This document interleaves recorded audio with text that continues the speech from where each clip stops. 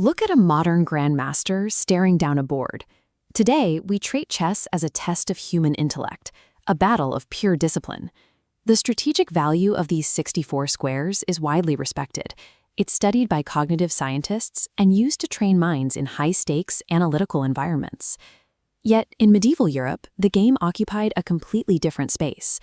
This same system of logic faced harsh condemnation and active targeting by religious authorities. The rules they played by were largely the same ones we use today. The controversy had little to do with the wooden pieces or the geometry of the board. To understand how this game became a religious controversy, we must look past the board itself and examine the unpredictable nature of human behavior. This vintage map of Hindustan points to the game's geographic starting line. The origins of chess trace back over 1,500 years to the Indian subcontinent, long before a single piece reached the West. From there, it migrated westward. It moved through Persia and across the Islamic world, traveling along global trade routes before pushing into Europe. European nobility quickly developed an obsession. For kings and knights, these intricately carved wooden pieces functioned as a simulated battlefield. The game became ingrained in high society. As seen in early illustrations, it was a strategic pursuit enjoyed by the wealthy, ruling class, and clergy. This popularity among the elite eventually trickled down. The game moved from the quiet royal courts to the turbulent general public.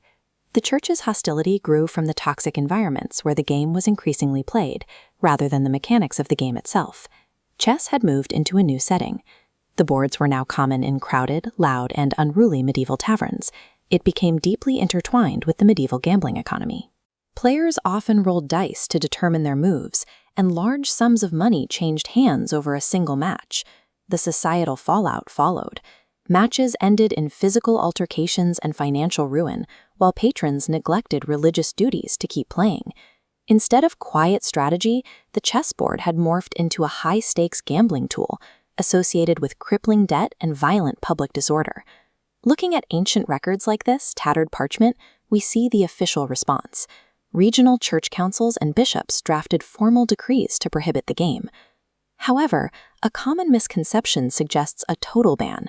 In reality, there was no single, sweeping prohibition on chess across all of Christendom. Medieval law was fragmented, rules varied by century and region, and many kings ignored the bishop's decrees entirely.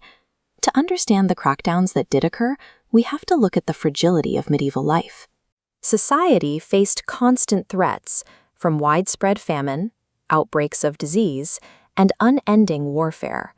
In a world with narrow margins for survival, bishops viewed excessive gaming as a threat. They feared it encouraged laziness and pride among the public. The church used these regional bans as a tool to enforce social order and protect productivity in a precarious world. Today, that medieval panic stands in contrast to our reality. We use the game in classrooms around the globe to build childhood discipline. The game once feared for causing distraction is now widely used to foster patience, planning, and focus.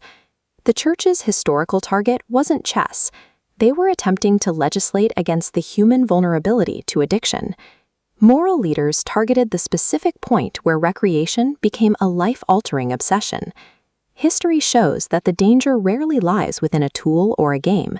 It is a matter of how people choose to use it.